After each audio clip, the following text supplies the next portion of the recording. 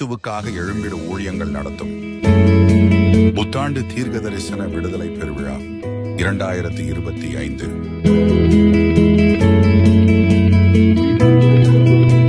எல்லா மாதமும் 2வது ஞாயிற்றுக்கிழமை ஜனவரி 12ஆம் தேதி ஞாயிற்றுக்கிழமை மாலை 5 மணி முதல் 8 மணி வரையிலும் தேவசெய்தி சுவிசேஷகர் ஜி நிஷாந்த். இடம் எண் 24, காஞ்சி முனுசாமி தெரு, பிஓசி நகர், பம்மல், சென்னை 75 PB மருத்துவமனை அருகில்.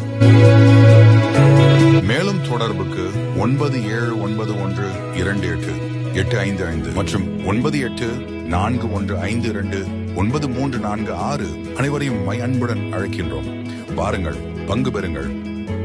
கர்த்தருக்குள் அன்பான தேவ பிள்ளைகளே, ஆண்டவரும் இரட்சகரும் ஆகிய இயேசுவின் நாமத்தினால் உங்களுக்கு என் அன்பின் வாழ்த்துதலை தெரிவிக்கிறேன்.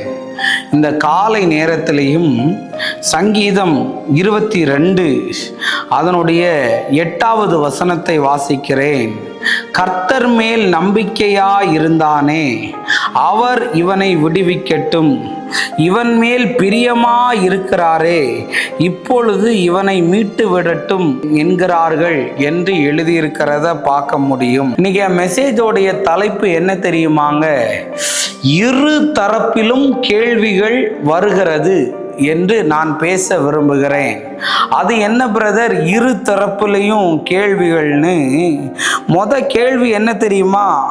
கர்த்தர் மேல இவன் நம்பிக்கையா இருந்தானே, இவனை அவர் விடுவிப்பாரா விடுவிக்க மாட்டாரான்னு சொல்லி பார்ப்போன்னு நிறைய பேர் கேள்விக்குறியாக இருக்குது.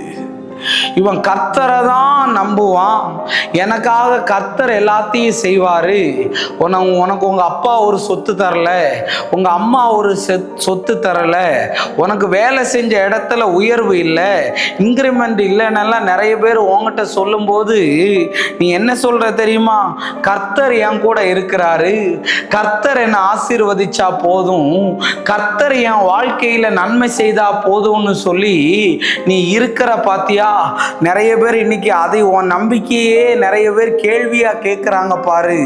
அந்த கேள்வி குறிகள் இயேசுவின் நாமத்தினால உனக்கு ஆச்சரிய குறியாக மாறப்போகிறது. இயேசுவின் நாமத்தினால 2வது ஒரு கேள்வி கேட்கிறாங்க, என்ன தெரியுமா?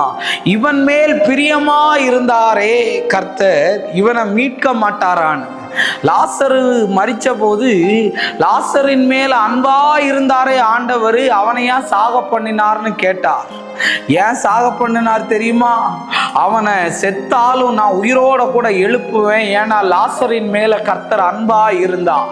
இன்னைக்கு உன் வாழ்க்கையில சில காரியங்கள் எல்லாம் நடக்கும்போது ஒண்ணுமே புரியாதது மாதிரி இருக்கு, ஒண்ணுமே தெரியாதது மாதிரி இருக்குதுன்னா ஒன்னே ஒண்ணு புரிஞ்சுக்கோ, தேவனுடைய நாமம் உன் வாழ்க்கையில மகிமைப்படுகிறதற்காகத்தான் இந்த காரியங்கள் நடந்து கொண்டிருக்கிறது.